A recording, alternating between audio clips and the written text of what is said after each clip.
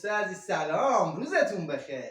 امروز مثل اینکه داداشم حسین روز گرمی رو تجربه کرده، میری یه ذره خنکش کنیم. دوربین بیاد با من.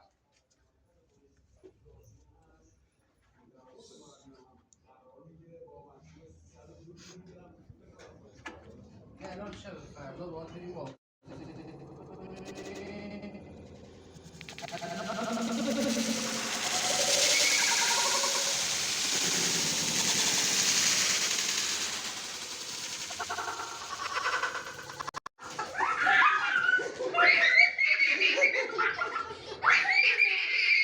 گلم خودسوماتم بشونم برات خوشگشی نکن بذار خنک شدی؟ آره